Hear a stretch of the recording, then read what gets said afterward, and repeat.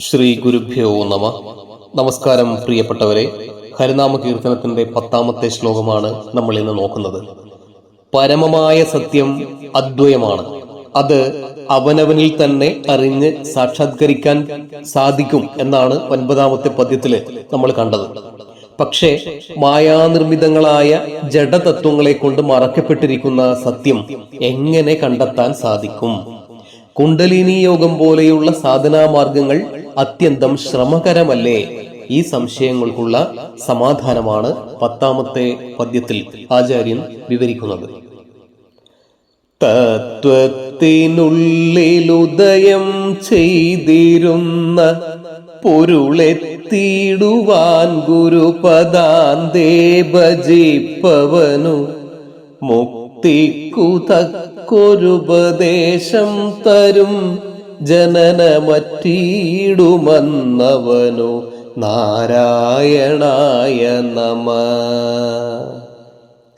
തത്വത്തിനുള്ളിൽ ഉദയം ചെയ്തിരുന്ന പൊരുളെത്തിയിടുവാൻ ഗുരുപദാന്തേ ഭജിപ്പവന് മുക്തിക്കുതക്കൊരുപദേശം തരും ജനനമറ്റീടും അന്ന് അവന് നാരായണായ നമ എന്നാണ് 10ാമത്തെ ശ്ലോകം പറയുന്നത്.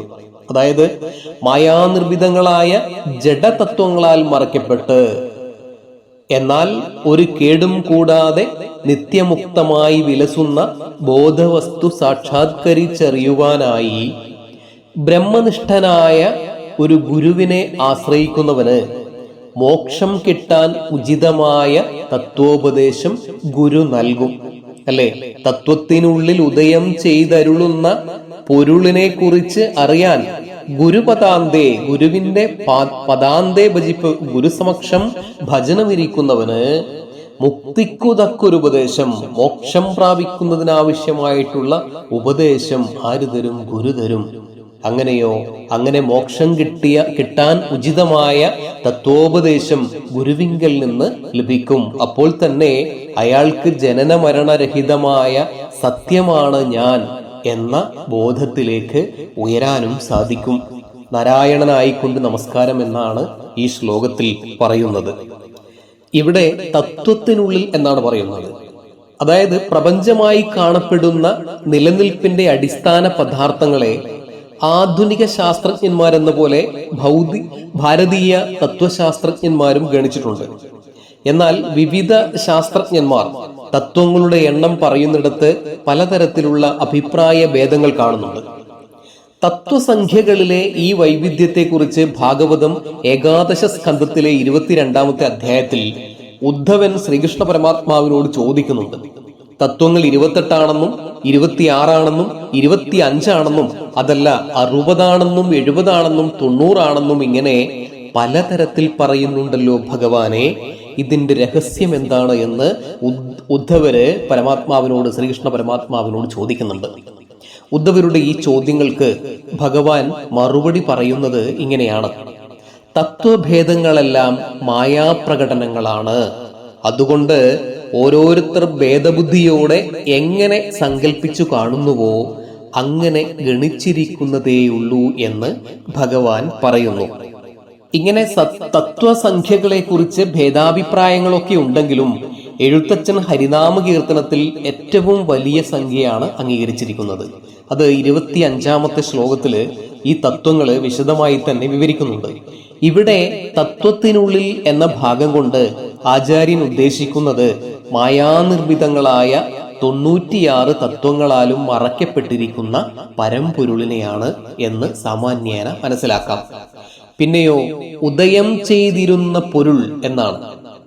പരബ്രഹ്മത്തിൽ മായ ഉണ്ടാക്കി കാണിക്കുന്ന പ്രപഞ്ചം കയറിൽ സർപ്പമെന്ന പോലെ ഒരു ബ്രഹ്മദൃശ്യം മാത്രമാണ് എന്നാണ് സത്യദർശികൾ സിദ്ധാന്തിക്കുന്നത്. ഒരു ബ്രഹ്മമാണ്, ബ്രഹ്മദൃശ്യം മാത്രമാണ് എന്നാണ് സത്യദർശികൾ പറയുന്നത്.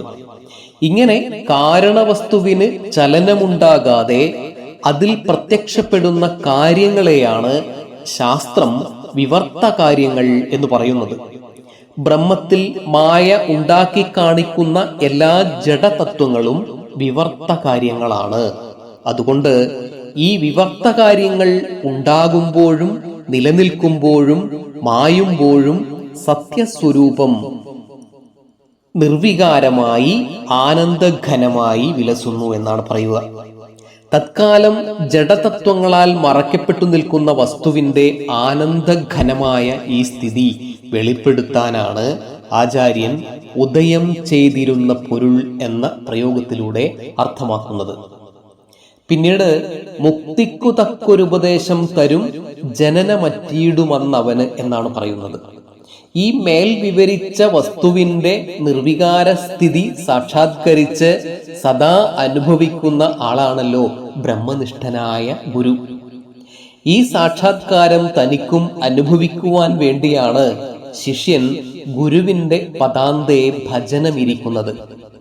ഗുരു തന്റെ മുന്നിലെത്തിയ ശിഷ്യൻ അറിവിനു പാകപ്പെട്ടു എന്ന് സ്വയം ബോധ്യം വന്നാൽ വസ്തുസ്ഥിതി വ്യക്തമായി വിവരിച്ചു കൊടുത്ത ശേഷം ശിഷ്യൻ ജനന മരണരഹിതമായ ആത്മാവാണ് എന്ന് കാട്ടിക്കൊടുക്കുന്നു. ശ്രുതിപ്രസിദ്ധങ്ങളായ തത്വമസി, അതായത് അതു നീ തന്നെ എന്നിത്യാദി മഹാവാക്യങ്ങൾ ജിജ്ഞാസുവായ ശിഷ്യന്മാർക്ക് ഉടൻ തന്നെ പ്രത്യക്ഷാനുഭവം പകർന്നു കൊടുക്കാനുള്ള ഗുരുക്കന്മാരുടെ മഹാവാക്യങ്ങളാണ്. ഇത്തരം വാക്യങ്ങളോടൊപ്പം ഗുരുവിന്റെ നോട്ടം, സ്പർശം ഇവയൊക്കെ ആത്മാനുഭവം പകർന്നു കൊടുക്കും. ശ്രീരാമകൃഷ്ണ വിവേകാനന്ദ ഗുരുശിഷ്യ ബന്ധം നമുക്ക് ഇവിടെ ഓർമ്മിക്കാവുന്നതാണ്. വസ്തുബോധമുണ്ടാകുന്നതോടെ ജനന മരണങ്ങൾക്കതീതനാണ് താൻ എന്ന് ശിഷ്യന് ബോധ്യമാവുന്നു. അതുകൊണ്ടാണ് ഇവിടെ ജനനമറ്റീടും അവനന്ന് എന്ന് ആചാര്യൻ ഈ ശ്ലോകത്തിൽ പ്രയോഗിച്ചിരിക്കുന്നത്. തത്വത്തിനുള്ളിലുദയം ചെയ്തിരുന്ന പൊരുളെത്തിടുവാൻ ഗുരുപദാന്തേ ഭജിപ്പവനു മുക്തിക്കുതക്കൊരുപദേശം തരും ജനനമറ്റീടുമന്നവനു നാരായണായ നമഃ.